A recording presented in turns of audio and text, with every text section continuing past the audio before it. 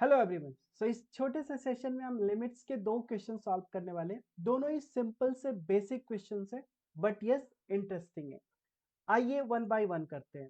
पहला क्वेश्चन हमारे पास, limit n tends to infinity greatest integer of x plus greatest integer of 2x plus greatest integer of 3x plus dot dot dot greatest integer of nx divided by n square is.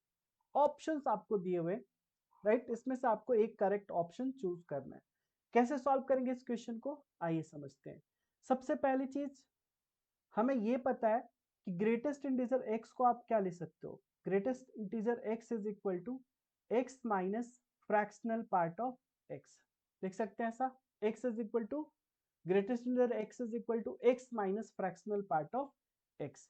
और हमें यह भी पता है कि जो fractional part of x का value होता है या तो 0 होगा या 1 से छोटा, मतलब 0 एंड 1 के बीच में ही लाई करने वाला है। इसी कंसेप्ट पे बेस्ड इस लिमिट के क्वेश्चन को सॉल्व कर सकते हैं।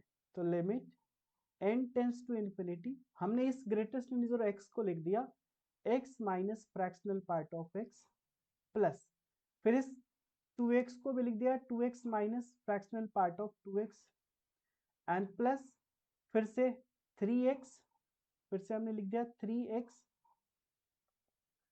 3x minus fractional part of 3x and plus so on, ये चलता जाएगा nx minus fractional part of nx and whole divided bye क्या हो जाएगा आपका n स्क्वायर। ठीक है, राइट। अब हम क्या करते हैं, जो x 2x 3x है एक साथ एंड फ्रैक्शनल पार्ट को एक साथ कर लेते हैं। Like limit n tends to infinity, हमने क्या किया यहाँ पे, ये जो आपका x 2x आ रहा है इन सबको साथ में लिख लिया, x plus 2x plus 3x plus dot dot dot nx, right. And उसके साथ ये माइनस, और जो फ्रैक्शनल पार्ट वाले हैं ना उनको एक साथ रख लिया, fractional part of x, fractional part of 2x, fractional part of 3x and so on fractional part of nx तक। ठीक है, फ्रैक्शनल पार्ट ऑफ ns तक। मेरे ख्याल से यहां तक कोई दिक्कत कोई डाउट आपको नहीं होगा। And divided by n square, divided by n square, यहां तक मेरे ख्याल से कोई दिक्कत कोई डाउट आपको नहीं होगा, राइट।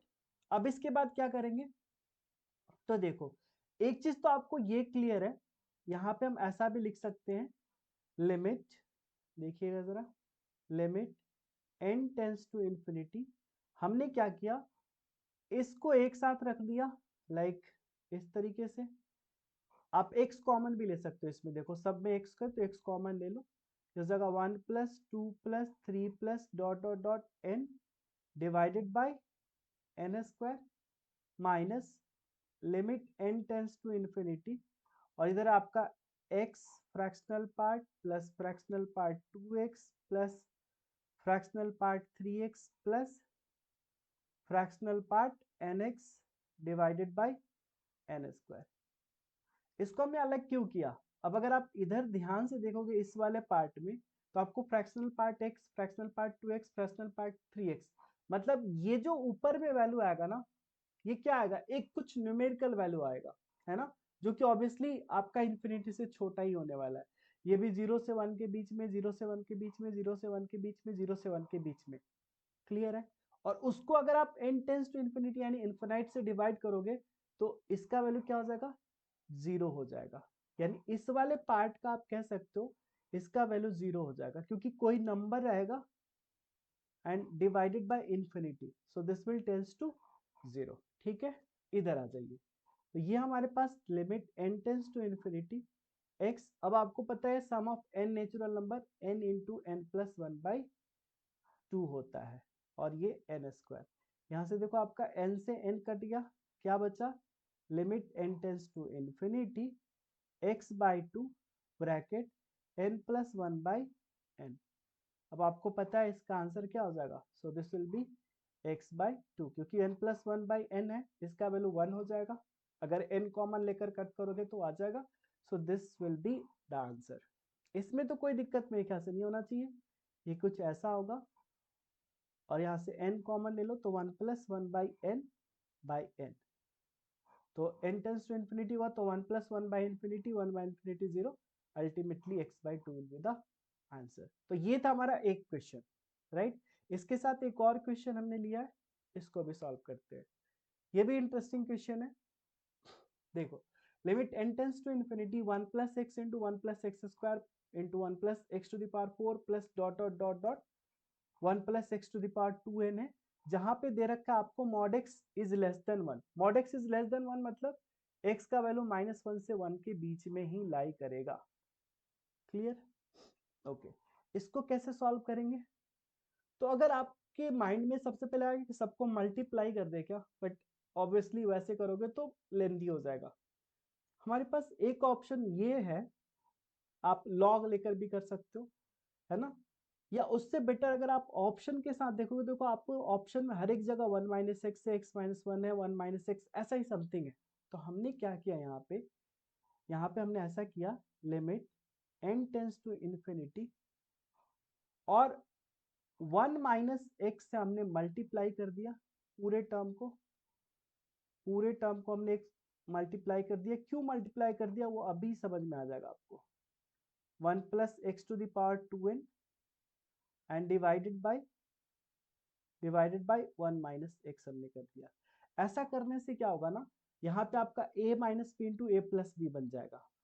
ठीक है, तो क्या हो जाएगा, limit n tends to infinity, देखिए जरा हो जाएगा 1 - x² और ऐसा बना तो देखो फिर से आपका यहाँ पे 1 + x² आ गया, 1 + x⁴ dot dot dot 1 + x⁴2n and divided bye क्या हो जाएगा 1 - x। ठीक है, अब देखो यहाँ पे फिर से आपका बन रहा है a - b into a + b, right. फिर से यहाँ वही चीज अप्लाई कर दो आप। तो limit n tends to infinity, ये क्या हो जाएगा अब यहाँ पे 1 + 1 - x² into 1 + x², obviously this will be 1 - x⁴, और फिर से आपका 1 + x⁴ यहाँ पे रेडी है ना। ये हो जाएगा आपका 1 + x⁴2n डिवाइडेड बाय 1 - x। अब फिर से यहाँ पे ये चीज रेडी है, a - b into a + b। सो आप ऐसा कह सकते हो क्या, अल्टीमेटली ये जाता जाएगा कहाँ तक, 1 - x⁴2n इंटू 1 + x⁴2n तक, ये ऐसा चलता जाएगा एंड चलते चलते फाइनली आपका यहाँ तक पहुंचेगा। और यहाँ पे पहुंचेगा तो इसको भी फिर से आप finally limit n tends to infinity 1 - x⁴n divided by 1 - x लिख सकते हो। अब यहाँ पे कुछ चीजें आपको सोचनी होंगी। ओके, अब जैसे देखिए, अगर आपका 1/2 है and raise to the power infinity है, that means 1/2 to the power infinity, आप ऐसा कर सकते हो दिस विल टेंस टू 0, है ना। मतलब अगर ये वैल्यू, अगर इसके अंदर की वैल्यू लेस देन, अगर लेस देन 1 है, या फिर आप कह सकते हो -1 से बड़ी, यानी -1 से 1 के बीच में है, राइट। इसके बीच में तो 1 समथिंग होगा ऑलवेज, है ना। उस केस में आपका जो वैल्यू होने वाला है ऑलवेज क्या होगा, टेंस टू 0 होगा, है ना। इसका मतलब यहाँ पे हम ऐसा कह सकते हैं क्या कि x⁴n will always tends to 0 as n tends to infinity। जब n टेंस टू इंफिनिटी होगा तो x⁴n का वैल्यू क्या होगा, टेंस टू 0, क्योंकि हमारा x क्या है, mod x is less than 1, यानी x आपका -1 से 1 के बीच में है। तो इस एग्जांपल से आप समझो ना, ऐसा होगा। सो यहाँ पे हम फाइनली क्या कंक्लूड करें कि इसका आंसर क्या हो जाएगा, 1 - 0 by 1 - x, that means 1/1 - x will be the answer. That means option B will, sorry option C will be correct, है ना। Option 1/1 - x will be the answer, है ना। Option C will be correct, right. I hope आपको ये दोनों solution अच्छे से समझ में आ गए होंगे। बेसिक सा क्वेश्चन था बस, यस इंटरेस्टिंग था, राइट। सो फिर मिलते हैं आपसे नेक्स्ट वीडियो में, नेक्स्ट सेशन में और भी इंटरेस्टिंग क्वेश्चन के साथ। तब तक टेक केयर, थैंक यू।